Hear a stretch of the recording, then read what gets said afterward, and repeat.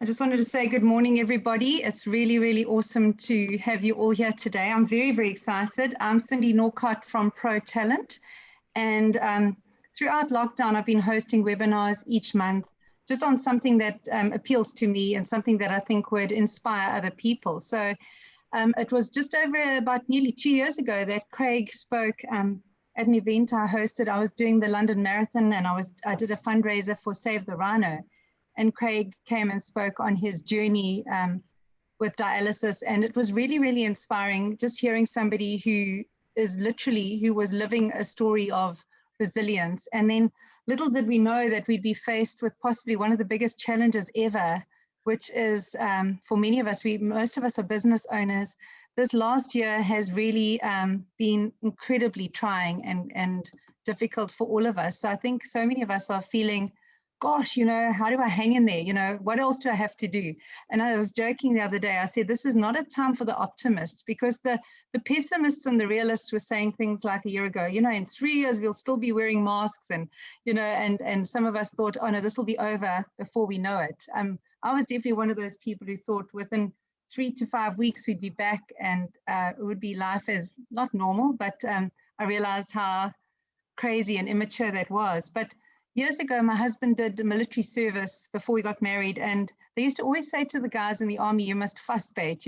I think it wasn't a fun time for most of the guys. They were young, they were giving up so much. And I think, that whole concept, I was Googling, what does Vasbyt actually mean? And it means to be stoical. And if anybody has any interest in learning about stoicism, it's an amazing philosophy about really just acceptance of where we are at and the ability to kind of be resilient. And the other thing was to bite the bullet, to endure and to hang in there. So I think that's really the message we're trying to get across today.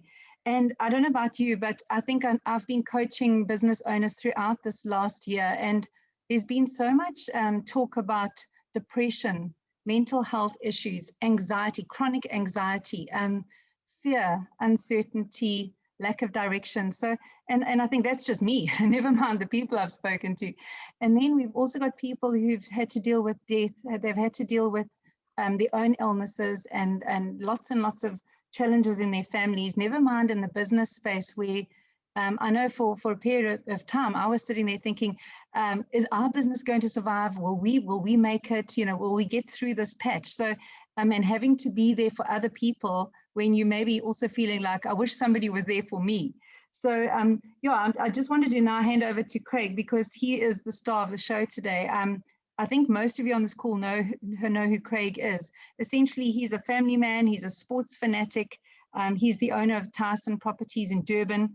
During the pandemic, he had a kidney transplant, and he had a journey of waiting for it for 9 years, 9 years of not being well. And Craig, I'm going to hand over to you, but I just want you to maybe take us briefly through that 9-year journey, and just tell us a little bit about that medical condition that led you to getting the transplant. Thanks, Sins. I hate it when you give me nice build-ups like that, because then it's always like you feel like you can only let people down here. But yeah, thanks everyone for joining. I know some people were having issues, so they can just kind of pick up as we go. And it's always awkward for me when I see so many faces and names that I know, because I feel like some of them know half the story. And I think it's always interesting for me to tell it, because then everyone always picks up one or two things that they maybe didn't know along the way. So yeah, I'll start. But before I start, Sins, I just want to say thank you to you. I think most people on here know you very well, and like I've always taken great inspiration from you and how much you managed to fit into a day and how many people you managed to have massive impacts on, through work, through coaching, through all the different avenues in your life and Robin Hood. So yeah, thanks again for giving me the opportunity. It's always a great honor for me to do anything with you, because as soon as people see your name on it, they think it's legit, whereas I'm quite small. So, thanks very much. But yeah, guys, obviously, just to start at the beginning, I was as Cindy says, I've always been a big sports fanatic. I was never really a sick child at all. And when I was 24, back in 2012, I got quite a few random sort of headaches in the middle of the night. No idea what was happening. And a couple of months after those headaches began, I decided to finally go into the doctor and get it checked out. And I did some initial sort of blood screening tests and little minor checks and ultrasounds and stuff. And kind of 2 or 3 weeks later, I found myself sitting in front of a nephrologist, which is now later I learned was a kidney doctor, and had him telling me that I had a disease called IgA nephritis, which is a kidney disease that kind of just attacks your kidneys very silently over a period of time. Both kidneys were affected. I think at that stage I was still trying to Google what a kidney was and what it did, or how even to spell it. But yeah, it kind of started off like that, and it was just a massive shock initially for someone who'd never really spent more than 10 minutes in a doctor getting a checkup, to now having this massive thing thrown at you that you now had to deal with. And yeah, from there the journey kind of started. I think in those initial tests I got sent for biopsies and some more serious testing to try and find out like the extent of the damage and how much damage had been done, and when the disease had started and how it started and all that kind of stuff. And yeah, it's 10 years later today, and I still couldn't tell you how it started or why it started. It's not something I've ever really focused on because it doesn't really matter. But yeah, the reality at that stage was that I had this disease, and I needed to find a way to deal with it. And the doctor at that time, back in 2012, I think it was the middle of the year, told me that essentially we had 3 to 6 months before something drastic had to happen. And something drastic meant either having to go on dialysis straight away, or yeah, something worse that could have been at that stage had dialysis not been an option. So obviously a massive initial shock, and I kind of had a choice to make at that stage as to what to do. We obviously scrambled around as a family and started to run around trying to find out more about dialysis, more about kidney transplants, what it entailed. And for some reason, obviously we'd done the research and we'd had a look into the transplant lists. And in South Africa at the moment, the waits are something ridiculous, like between 10 and 20 years, depending on your blood type. I'm an O positive, which is the most common. So I was closer to the 17, 18 year kind of wait. And even then there's no guarantees. So we kind of let that option, like, stuck it to the side and forgot about it for a while, and decided to just have a look around at all family members, close friends, if anyone at that stage was, somebody who could perhaps put up their hand and be willing to do this selfless task of having to donate a kidney to try and save my life. If you can imagine how awkward that conversation must have been for me to go and try and talk to people, I didn't really want to have it. So luckily I had good friends and family around who with my voice out there and asked a few people. It was a bit of a harsh lesson at that stage about if my family were really my family, because none of them were O's at all. They were all A's and B's and all these random types that you'd never heard of. So yeah, at that stage I kind of realized that, look, the 3 to 6 months and the process for trying to find a donor wasn't going to happen that quickly. So I had to try and find another solution to try and keep going. And coming from a sort of sporting background, the option was to kind of just fight back and take it as a bit of a challenge and say to myself, right, I'm going to have to find a way to turn this 3 to 6 months into a bit longer. At that stage, my kidneys were kind of functioning at about 17% when they'd found it. When you get down to 15, they kind of call that failure, and that's where they want you to go on dialysis to sort of keep going. And so, yeah, at that stage, we just thought, let's give this a crack and let's see what we can do. Obviously, loads of pills, some diet changes, some changes to kind of how you live your life and what you do. And to skip a few years, sort of 6 years later, I was still kind of pushing on, living a relatively normal life. Obviously going for blood tests and checkups once a month. And those were quite nervy in themselves, because you always kind of never really know if you were going to rock up and it was going to be good or bad. But yeah, that was kind of my life for 6 years. And eventually, 6 years later, after having 3 to 6 months as an option, my body finally sort of got to the stage where we were reaching a point where we needed something different. I think the 17% originally had gone up to about 20, 22, and we'd kind of pushed it back. But kidney disease is not something that can really regenerate, and you're never really going to get back up to normal. It kind of just goes from bad to worse. So yeah, in the beginning of 2018, my wife, who, for those of you who didn't hear in the beginning, is listening for the first time today, which is a big thing for me, because she always just tells me I'm full of rubbish and no one actually attends these things. My wife and I had probably the best moments of our life, which was our son being born in the beginning of 2018. He was born in Jan. And we had the chaos that is your first child and the learning curve that all parents go through for 2 months. And yeah, suddenly in March, we had the next bombshell, which was my body finally went from 17%.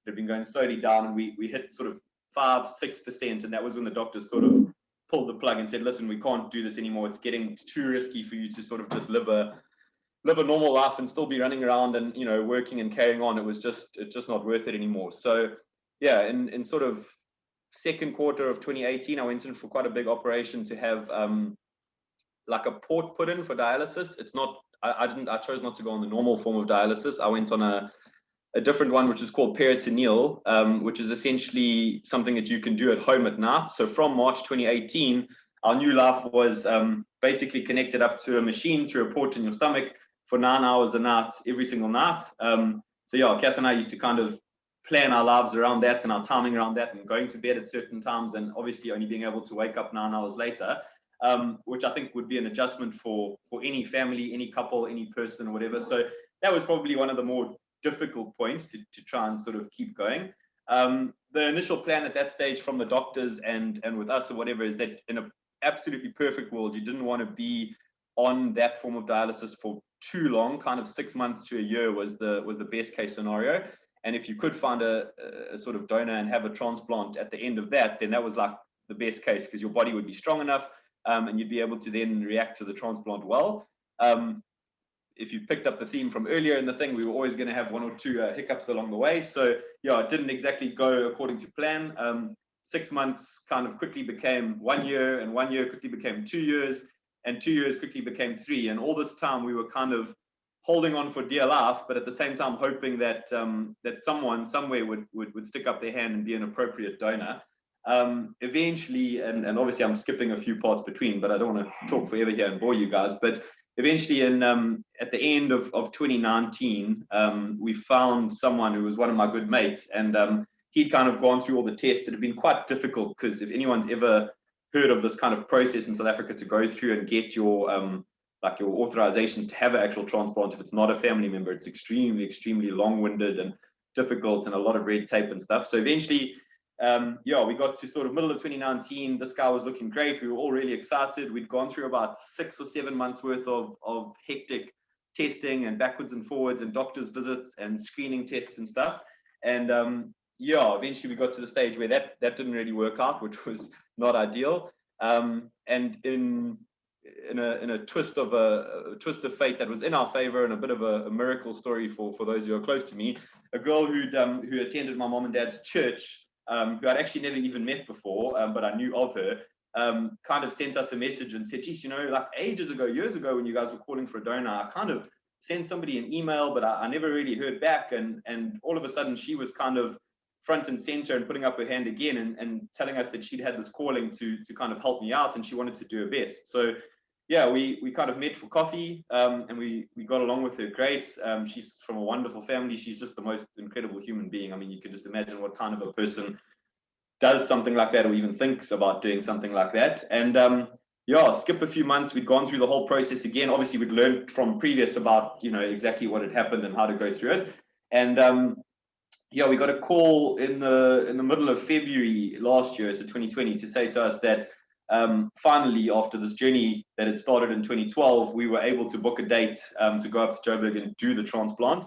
And the date was for the 2nd of April. So yeah, obviously mass celebrations amongst all our family. We thought this was finally the end of the road, and you know, we'd finally made it. This was going to be it. And yeah, I was in the middle of writing my book the other day, and I was actually doing this chapter, and I think about this day often and just laugh to myself, because I think, if for those of you who remember when COVID started with that first family at Mount Edgecombe, who we're all going to blame for the last year that we've had, we got a call from my doctor. I think it was the 28th of March last year, literally while we were packing for Joburg, to say, listen, this COVID thing's happening, all the hospitals are shutting down, and they've had to cancel all sort of elective surgeries. So the kind of downer that then happens after you've kind of built it up was obviously a bit ridiculous to try and handle. But I think by that stage we'd gotten quite used to, you know, having these speed bumps and having these sort of disappointments. And yeah, 6 months then went by, and we all know, I mean, everyone experienced what we did last year of sitting at home and, you know, working and Zoom calls and all that kind of stuff. And fast forward a few more months, we reached a stage where the first wave kind of came hectically in June, July, and calmed down. And all this time we were sort of holding on, hoping for a little bit of a gap. And on the 20th of August last year, we got another call from the kidney transplant coordinator saying that yeah, the Joburg hospitals were going to open up again, and they were going to do surgeries again. And there was one gap that we had on the 3rd of September last year. And did Monique and I want to go up and take it? And her, Kim, and I packed up our stuff and jumped into a car and headed to Joburg about 5 or 6 days before. We had a whole bunch of different appointments and checks and, you know, meetings with surgeons and COVID tests again and stuff that we had to do.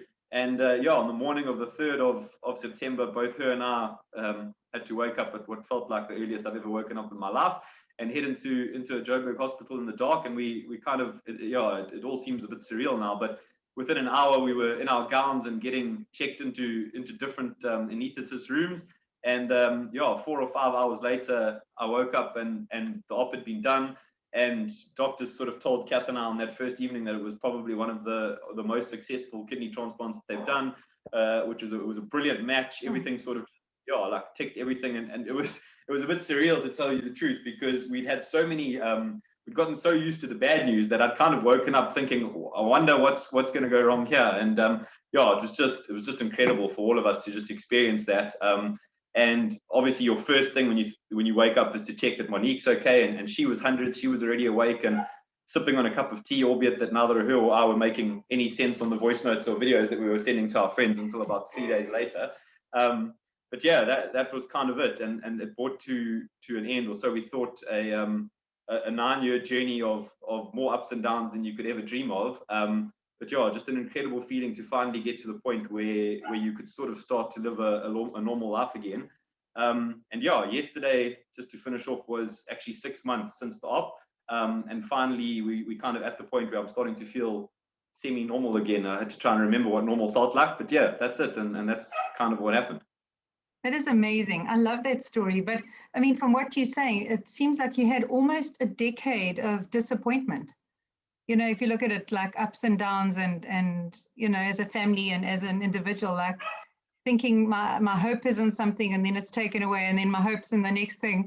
So yeah, and it's strange, Jason, because you kind of like, I don't know, you kind of just adjust to it as you go. Yeah. I don't think anyone ever knows how to deal with these kind of things personally or as a family or as an extended family or whatever. And you yeah, you kind of go along and you just kind of get used to being quite, I mean, there's an old sporting saying that you've got to be, you know, like humble in victory and defeat. And it's kind of exactly what happens to you, because you just learn not to be one way or another. And if you get good news, you kind of take it with a pinch of salt. And if you get bad news, you don't get too down either. You know, that's kind of the plan. But yeah, there was obviously lots of high moments. And what we tried to do is we kind of tried to settle on, well, accept the fact that we had to accept that small victories were still a victory, you know. So we would always try and celebrate the small things, even if it was a good blood result or something like that. And when the bad things happen, we try not you know, get too wound up about it or too down about it, because you kind of knew that the next good one was around the corner, or there was something around the corner that was even worse that you know, it was pointless crying now because you could cry then. Exactly. Oh, shame, man.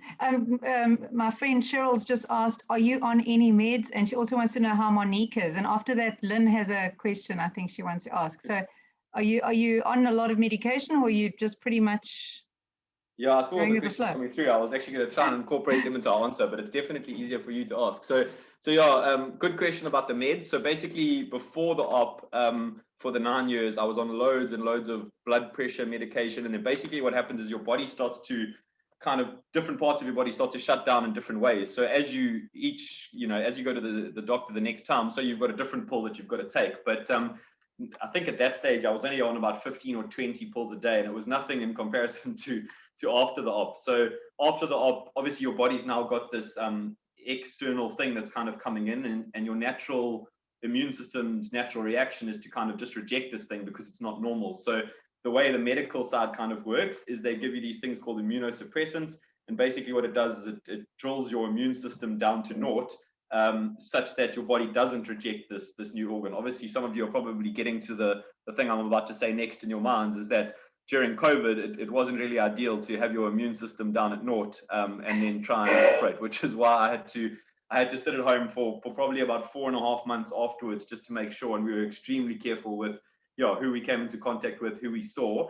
As you go on, so it gets better. So I think in the first week after the op, I was on something stupid like 60 or 70 tablets a day.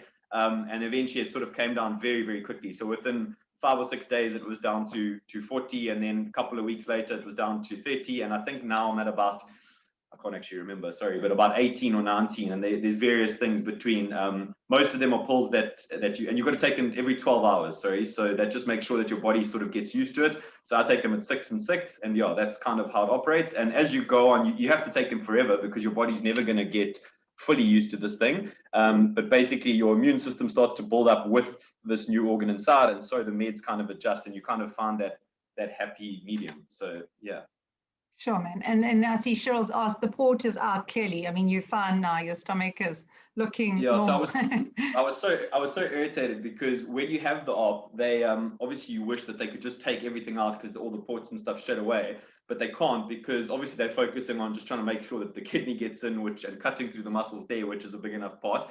But they have to leave it in case afterwards something rejects, because about 15% of transplants do reject in some form or way afterwards, and so you need to then have the port to access your kidneys to do dialysis again.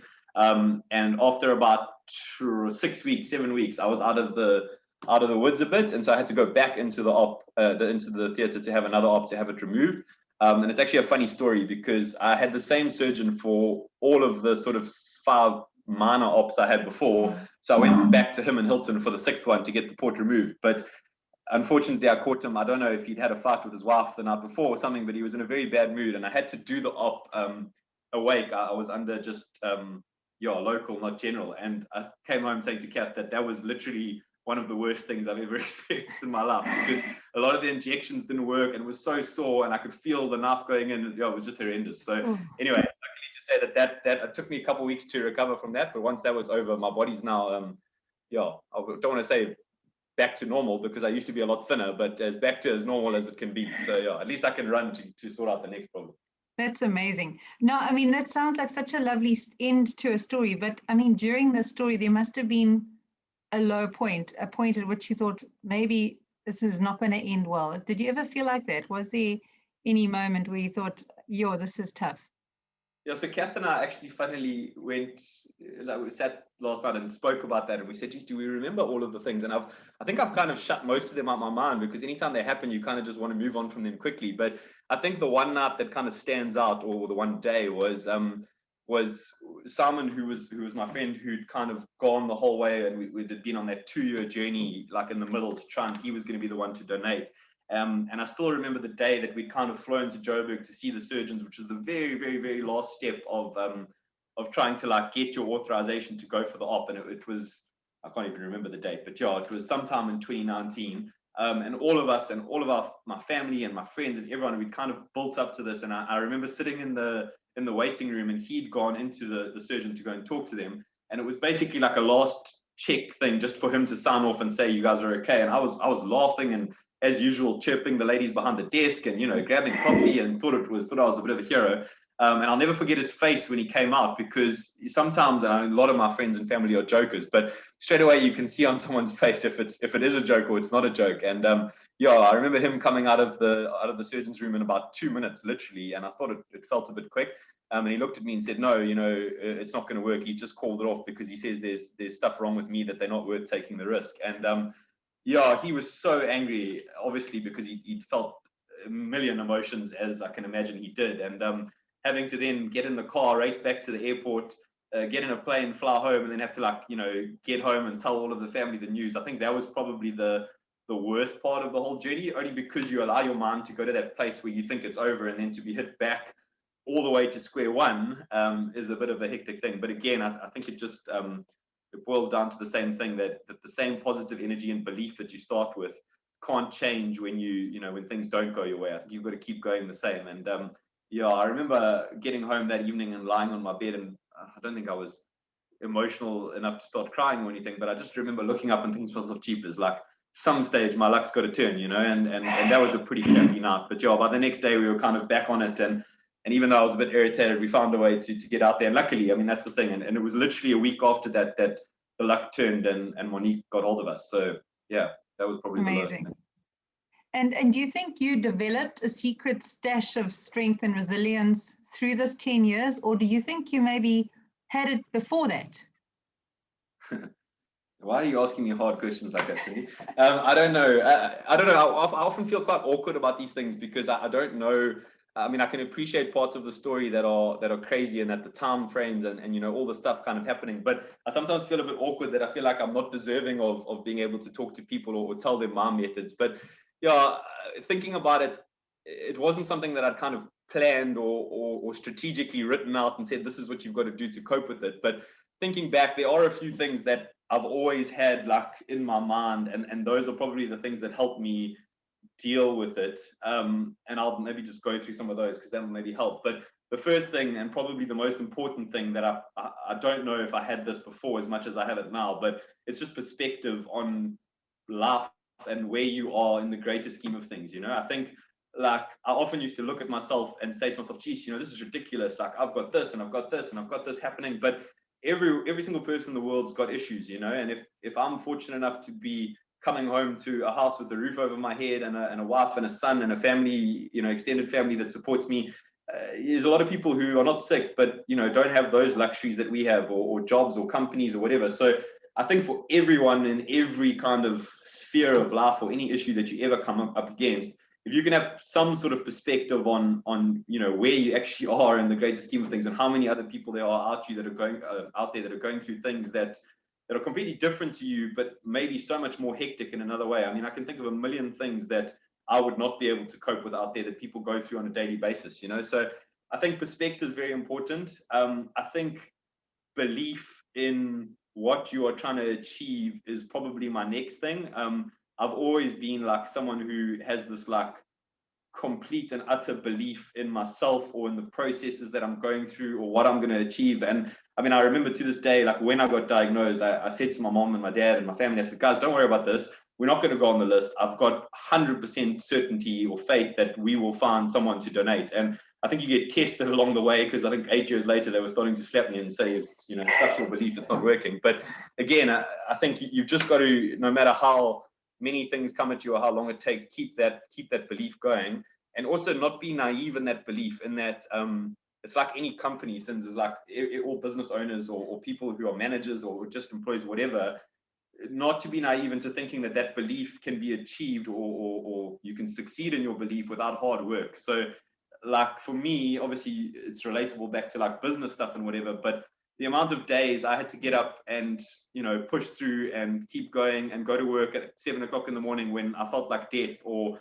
you know, when I felt like I didn't have the energy to go to another meeting, or, I mean, I used to get all these side effects and like my mouth used to be so dry sometimes in meetings that I could barely even talk or whatever. But it's this belief and hard work mix that go together. And like, for me, it was just keeping on getting back on the horse and accepting the fact that if you were going to achieve this, even if it took 5 years, 10 years, 15 years, it had to be coupled with this, this immense like determination or acceptance that hard work was just going to be part of the journey, whether that was hard work and fighting back or whatever. And sorry, I'm naming lots of things here, but the last thing that I also think about all the time, and it's a stupid little thing, but massively underrated in my opinion, is just routine.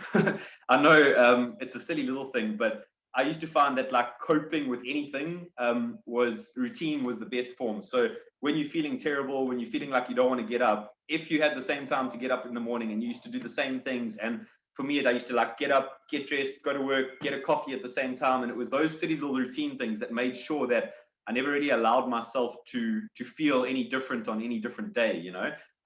And Kim and I try and kind of do the same thing at work, and we try and keep those same routines going. And yeah, I just find that if you can, those kind of things, and I mean, they're not new or revolutionary things, they're things that people sort of know about, but if you find you actually look at them and how often you do them yourself, you get back to those kind of core competency things.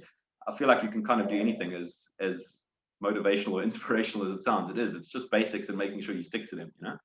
I love that. Fantastic. So what you said is just about monitoring your own beliefs and making sure your own perspectives, I should say, and then, as you say, having a belief in what you're doing. And then, as you said, there was sacrifice. I mean, giving up stuff along the way, but also the discipline of the routine. They say when you have a routine, it also takes away the energy that goes into having a choice.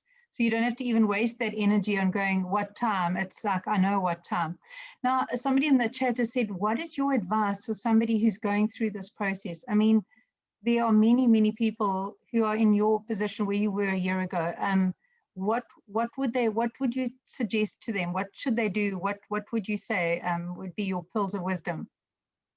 Um, I think it's like you've got to obviously never give up, and sometimes that's easier said than done. I think there's lots of people out there say, oh, just never give up and keep pushing, but it's quite a hard thing to actually do in practicality. And what I found really helped me was kind of making sure that, again, it's a simple thing, but making sure I had things in my life that I could look forward to, and B, reasons or people or things or whatever that I was doing it for. And it really is that simple, where if you guys just think about your lives on an average week, I mean, and I hope you do, because if you don't, then you need to make some changes. But there's, in any week that you start, when you wake up on a Monday morning, there's always something in your week that you're looking forward to, be it a cup of coffee with somebody on a Wednesday morning that you haven't seen in a while, or a Friday night with dinner with friends, or it might even be, for some of the people this week, watching Love Island on the Mnet, which is that new thing. Don't judge, eh? Yeah, I found that those little things were massively underrated at how much they kept me going, and it made kind of the thing about never giving up a lot easier.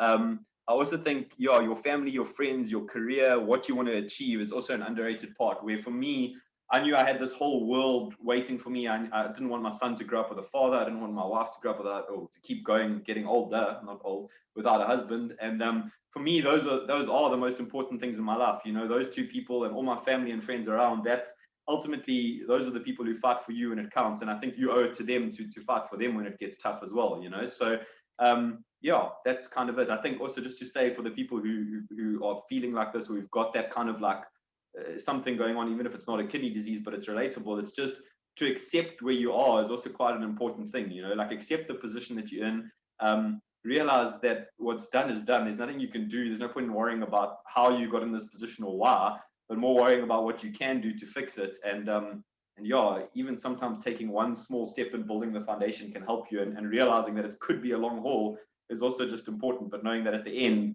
you know, success is around the corner if you can stick to the things and keep going. So fantastic. So it was also understanding that this was not a sprint journey, it was a real ultra marathon for you, and kind of accepting that and saying, this is not going to, there's no quick fix here. It's going to take a long time. Like learning it along the way as well. I mean, obviously when we started, I mean, I remember in that first meeting with the doctor, I thought this was going to be a 6-month thing. I thought 6 months time, one of my mom and my sister will be able to give me a kidney. We'll quickly pop in for an op, we'll pop out, and I'll be back playing cricket in no time, you know? And yeah, it's just, you kind of get humbled by life, don't you? I mean, I think we all do. And that, and I've learned as well, and you must remember this, write this one down. Don't ever ask yourself that question of how much worse can it get? Because I promise you, there are times when it will get worse, and someone will listen, it will. But yeah, I think one thing I said in one of my other talks is and I've had to do this along the way, is also kind of accepting the fact that I always say to people, keep dreaming, but accept the fact that your dreams might have to change, or you might realize that your dreams change along the way. Cindy and I were chatting the other day about our sort of businesses and our careers and where we were going. And it's incredible how every year you grow a year older at whatever stage of life you're at. I think your dreams do change a little bit. And I mean, growing up and in my early 20s, all I wanted to do was be a cricket player. And this was like the be all and end all of my life. And, you know, if I wasn't that, I was going to be a major failure. And I think if nothing else, this sort of 10-year experience and sort of thing that I've gone through has really just taught me that just because that now is never going to happen, doesn't mean that there aren't other dreams and I can, you know, start to think of and start to accomplish. And I think one of those things for me was, or I learned about myself through the process, was that I really wanted to be a person who made an impact in people's lives. And as you know, since there's like a million different ways that you can do that, and we try and make sure that we, you know, run our business like that. When you do talks like this, I mean, if you can just have an impact on one person, even if it's someone in your family, I think for me, that's been the real thing that's made me tick. And it's not a dream I had 10 years ago, but it's a dream I've got for the next 50, you know? I don't know if that makes any sense. It's amazing. And tell me, how do you feel emotionally, psychologically, physically right now? I mean, are you feeling great, or are there elements that have surprised you? So to tell the truth, the 6 months from the op was way, way, way harder than we expected. I think the 6 months before, in that delay between April and September when COVID was rough, and I'd kind of pushed myself to the limit in that form of dialysis. I think Kath will tell you that was probably the hardest 6 months of our life in terms of me being really, really physically sick every day. I didn't feel mentally struggle, like it wasn't a mental push, but it was just physically we really struggled. I mean, I was sick a lot. I was feeling fatigued very often. And afterwards, we kind of, also got humbled a bit. We thought it would be very easy, like 2 or 3 weeks afterwards. But it's a big op. So physically, I took like 3 or 4 months to get back to normal. I had loads of issues with obviously the site itself, loads of bruising and swelling and stuff, but that eventually goes away. And also quite a few issues with like my muscles and my joints and my bones and all that kind of stuff. But what I've learned now is that it does kind of take your body 4 or 5 months to balance itself out. So physically, the last month I have felt incredible. So the best I've felt in 6 or 7 years, if I can remember that far back. I've started sort of running again. I swim a lot, which was not something I could do on dialysis. So we've tried to make sure that we go down to the beach or we jump in the pool just to make sure we never forget how much you appreciate a small thing like swimming.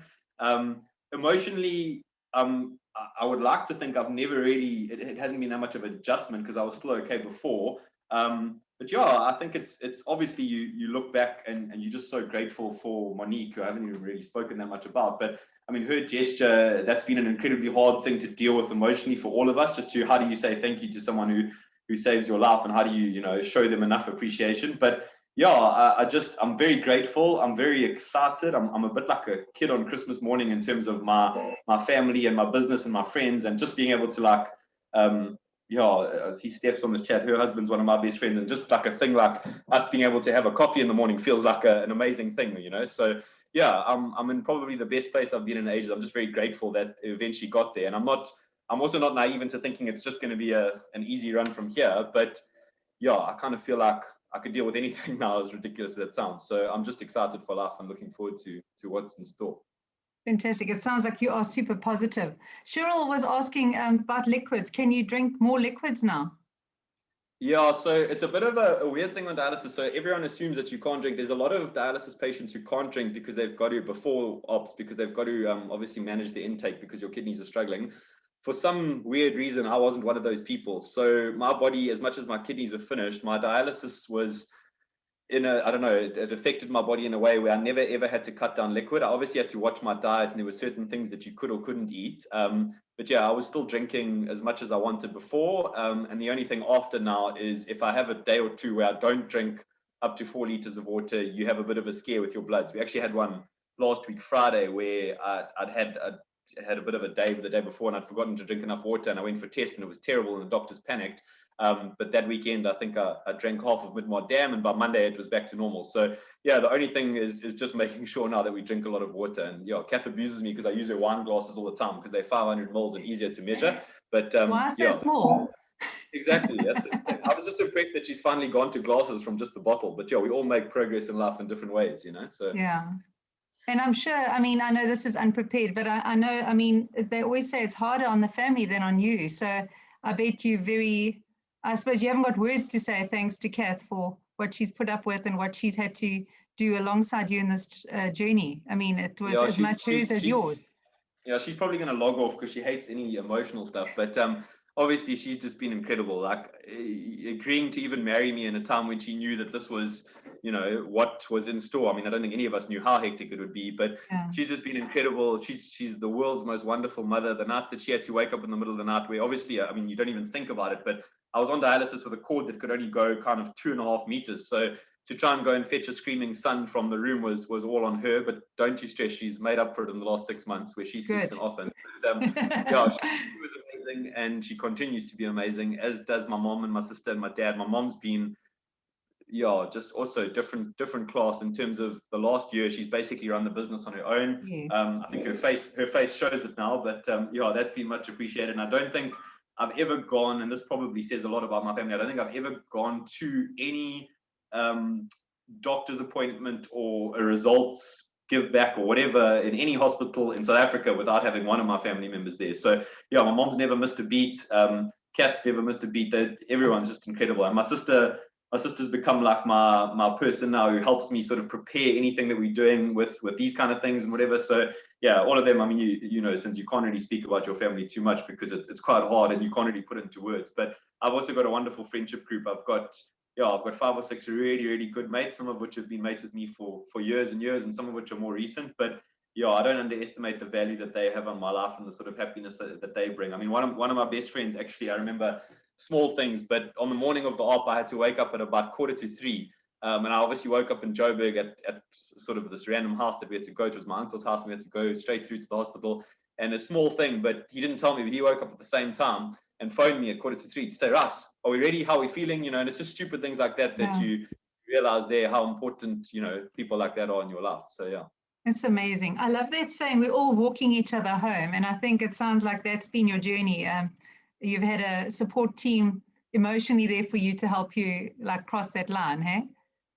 100%. Yeah. I mean, it's like anything in any business or any team or any family thing. You don't do these things on your own. You know, they're all team efforts. And yeah, it sometimes feels like I'm the clown who has to go up and sort of take the plaudits at the end, but it really has been a team effort. And I mean, my uncles who I'm very close to, my cousins who I'm very close to, all of them have kind of lived this journey with us, you know, throughout. And yeah, every time there was a set of results, it used to get put on the family group. Everyone was analyzing, giving me their opinions, you know. So yeah, everyone's just been fantastic. I'm very grateful. Oh, that's so awesome. And I think you touched on two things that I think maybe some people on this call might value. You know, right now, a lot of people, their lives have been turned upside down to a certain extent. You know, I think a lot of people are suffering from this epidemic fatigue, loneliness, isolation. And I think things that you said there, having something to look forward to. And I think that's a great encouragement to people who's to say, you know, make sure that in your day and in your week ahead, there's something to look forward to. And then you also mentioned connection. You know, I think life is lived best when we are accompanied. You know, we all want witnesses to our lives and people to support us. So I think to reach out and connect. And I know a lot of people have become quite isolated and have actually become quite comfortable being isolated because of COVID, but maybe they're taking it a little too far sometimes. So I think getting out there and connecting with people in whatever way possible. I think that's so cool. I read a quote this morning and it says, life is not the way it's supposed to be, it's the way it is. The way you cope is what makes the difference. And I think sometimes just, as you said, that acceptance of like, it is what it is, beating our fists and wailing and moaning and blaming is not necessarily that helpful. I was also looking this morning at some thoughts and I just thought I'd share like for 30 seconds, just, you know, sometimes when things around us feel out of control, which they often do. And I think we've all had issues in the last year in our businesses and in our lives. There's only some stuff that we can control. And the one is our thoughts, you know, and that's where what you said, perspective. So like, am I looking at this from the right perspective? Is there a different perspective? Is there a more helpful one? Are the words we use, you know, like, I'll never get through this. I can't cope. I'm done. You know, are those the words that we should be using? Can we use better words like affirmations, you know, like prayers, like gratitude? You know, a lot of people are finding value in that. And then the actions. What can I do today to make today great? I think a lot of people are so far into that destination addiction of like, you know, when we reach the end of the financial year or, you know, when it's a year down the line, I think we've got to actually enjoy today. I think that's important.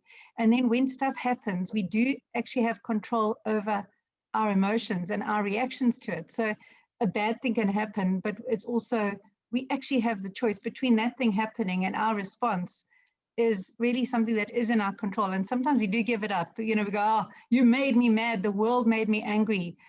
Business made me depressed. You know, sometimes we do have certain areas where we can choose our actions. Maybe we can do less of something, more of something, or change something. And I think it's an important thing to seek positivity.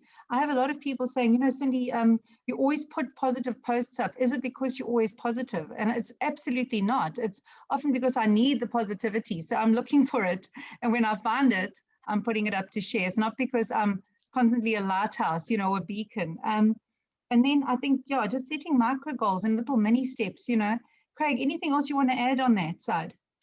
Yeah, since I think, like, I was listening to you talk there and I was just thinking, I mean, we're all in exactly the same boat. Like, I'm literally the most average of average people that literally had something weird happen to me and I'm still just average afterwards. But I think you can find the positive things in the craziest places, you know, like just two examples quickly in my life that I think, I mean, obviously a big disappointment for me when this all happened was not being able to play sport and not being able to play cricket and football and hockey and stuff anymore. And I managed to find a way of turning that around by going into like coaching, which I'm not very good at, but I got stuck in, and I managed to get the kind of boys fierce change room vibe from being a manager or being a coach rather than being a player. And like, even in the lockdown, which I think was as tough on all of us, I saw something on Twitter the one day, and I kind of just sent a random message to a guy, and 2 weeks later, me and some of these guys from Joburg, I think I'm actually only one of two people from Durban, but a lot of the journalists and sports journalists and guys who take photos and guys who are on Supersport and stuff started this quiz online. And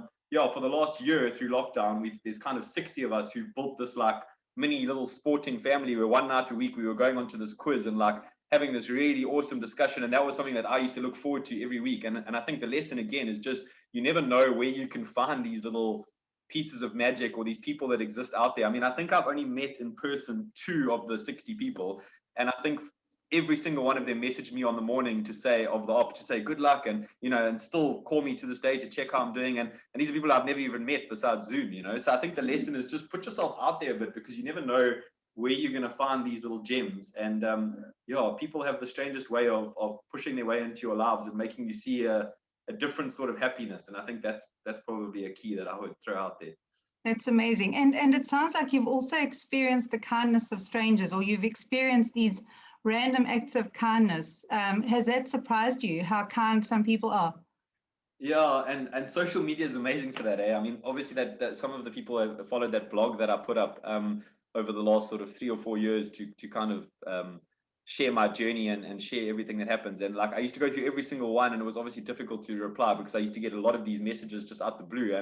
And it's so humbling and amazing. It just sort of gives you that extra boost that you didn't know you needed, where suddenly someone who you've never even seen their name before is sending you this most incredible message about how much you've inspired them, or something that they've read that worked for them or whatever. And it's been great for me as well to reciprocate, because I've actually got a few people now, 3 people I think, who they do have kidney disease. They are going through dialysis, who I sort of talk to on a monthly basis and try and share experiences and stuff. And then obviously to go back to Monique, I mean, she's just one of a kind. But like, those people exist out there. I mean, no one believes it. No one would believed it before. I didn't even know if I believed it before. But those sort of people exist out there, and that for me is just the most incredible thing, that amongst all this chaos and rubbish that we all experience in the world, so you get these gem human beings that just come out and surprise you with the world's most incredible gestures. And I mean, we keep saying, as Kath and I keep saying, that it's going to take us my whole life that she's essentially given back to us to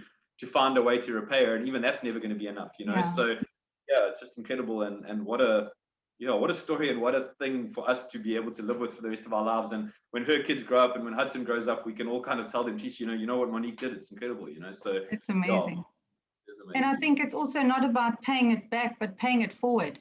So sometimes we can't repay someone, but we can do it in a way that will maybe, helping somebody who could never help us, that could be a way of just making it count, I suppose. And then I think maybe for me, what I'm getting out of this is, that lovely saying, be kinder than necessary, because everybody's facing some kind of struggle. So maybe, for those of us who like to do acts of service, and that maybe to consider reaching out to somebody today, if somebody is going through something, maybe with a meal or a phone call or just, a message.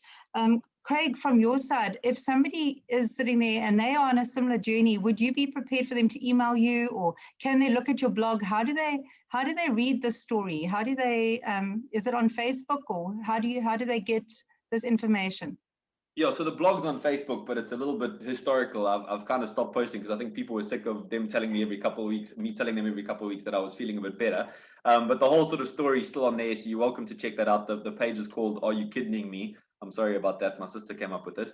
But yeah, that's obviously there. I'm not on Facebook so much anymore, but I've got an Instagram account and Twitter, so you can check me out there. And 100%, I still speak to quite a lot of people on a very informal, I'm no psychologist by any stretch, but I still speak to quite a lot of people on an informal basis, go for coffee with people all the time, just to catch up on their lives, what they're doing. I mean, how it could relate back to what I've gone through, stuff about business that they're struggling with. And I take so much, I don't know, not joy is maybe the right word, but like, I love talking to people and hearing their stories. So if any of you want to like yeah, go for a coffee, have a Zoom. You're more than welcome to get hold of me. I actually enjoy it more than it's a hassle at all. So I love it. So yeah, 100%. And thanks for asking, since anyone's welcome to. Fantastic. I love that saying. It says, if you want to know about the road ahead, ask the man who's walking back from there. And it sounds like you're walking back from that road. And some people might maybe today have been given permission to reach out to you. So I think that's absolutely awesome. I also think the message I was hoping to send as well to people is that, you know, sometimes when you go through tough times, we realize we actually are quite strong. And I think there's so many people here who are in business. I mean, if you are in business, you've been through tough times. You know, I think it's a given. You probably deal with daily stress, anxiety. You have to make decisions on the fly. You know, you've had tough times before. And I think sometimes if you are having a tough time, it's quite nice to know I've been through this before. So I think that's important. And then whenever I get stressed about a situation, whatever it is, a problem, a struggle, I often ask myself, okay, let's go a year's time. Could I laugh about the situation in a year? And often I can. It's just in that moment, I'm just so caught up in that moment. So yeah, I think that's really, really awesome to just, yeah, I think I feel quite encouraged from listening to your story. So Craig, I don't know if anybody else has a last question, but do you have any last finishing words from you? I want to respect the time and finish by 11, but anything from you? You're telling me a 2-minute answer is appropriate. Yes.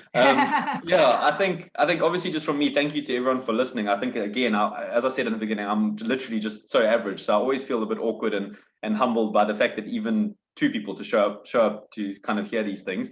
So thanks very much. And yeah, I think it is a bit strange. I mean, we're all going through so much at the moment, and you never kind of know where the end of the road is. And maybe it is something that I can comment on, because yeah, that was kind of our deal for so long, where you were kind of heading to a destination that you knew you would get there eventually, or you hoped you would, but you never know when you get there. But yeah, it's just really about holding on, having something to look forward to, and believing that you can actually get there, and having this completely unrelenting belief that you will get there, because I promise you, your belief will be tested, and your faith will be tested, and everything will be tested. But yeah, if you just completely determined about what you want to achieve, there's always a way to get there. And I love that thing where people sort of talk about it on those like quotes and stuff, where you can have everything you want, or you can be anything you want. You just have to want it enough, and you have to be able to work hard. You know, everyone here on this thing could be a great guitar player if they were willing to practice 15 hours a day, you know. And that for me is always a great thing. Is I always feel like in my life, if there's anything I want to do, I can do it. I've just got to be willing to sacrifice and put in the hours. And for me, that's such a powerful thought in your mind, because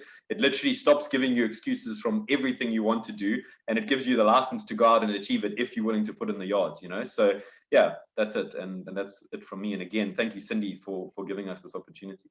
It's a pleasure. And can you share your handles on Twitter and Instagram? I can. I think if I remember them. I think it's Craig Woods and then the number 73 on both. I'm pretty sure it is. I can't actually remember, but no, it is. I think it is. So yeah, okay. That's it. And yeah, you can follow me on there. But if I say a lot of sporting stuff on Twitter, don't be upset. Ralph and I talk about a lot of sporting stuff on Twitter and Instagram. So yeah, he appreciates it. Oh, that's awesome. And then I saw Karen Armstrong had a comment there. You're not ordinary, you're an extraordinary. And I think often that extraordinary is just that little bit of extra. So I think that's so cool. Just on that note, I saw a little meme on Facebook the other day, and they said somebody spoke to Elon Musk the other night on Clubhouse, and he said, asked him, what encouragement would you give to entrepreneurs? And he said, if you are an entrepreneur, you don't need encouragement. You shouldn't need encouragement. And I know there's funny side to it, but I think, I think we've got to constantly fill that bucket of resources, of strength, of stamina, and we've got to keep filling it ourselves. You know, we can't wait for external things to happen. We've always got to have it filled, because we never know what's around the corner. And we've also got to give it out to so many people. So on that note, on the 14th of April, I'm doing a webinar, free webinar with Jane Linley Thomas on You Can't Pour from an Empty Cup. And we're talking on how to be kind to yourself and how to practice self-care. So I think it segues quite nicely into the talk we've had. So Craig, thank you. It's been amazing. I'm sure everybody agrees. It's so lovely to hear your story.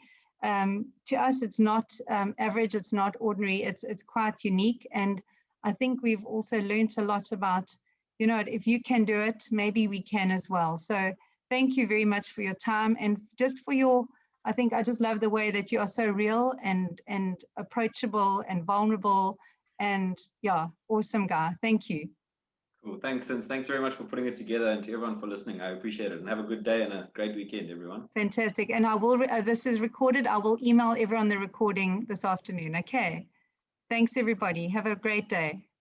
Cheers. Perfect. Thanks, everyone.